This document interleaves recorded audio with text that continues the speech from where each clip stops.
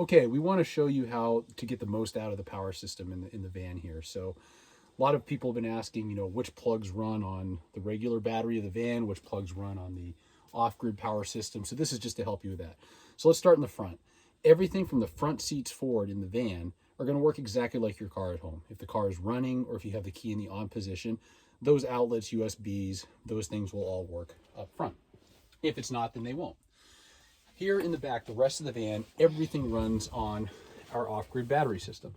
So, for example, these plugs here, USBs. We have two USBs right here you can run. They are on all times, whether the car's on or off. You have a regular, kind of the old cigarette lighter type right there as well. And there are two of these in the back of the van on the left side, if you're looking at the van from the back.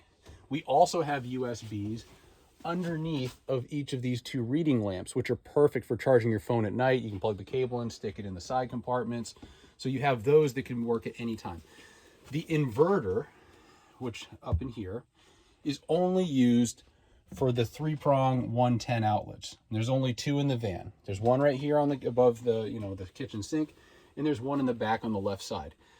You don't need that on in this system here, and we have another video for this, but you only have to have that system in the on position when you're using these. If you have it in the on position when you're not using those, it's constantly drawing 30 amps and it's going to drain your battery for no reason.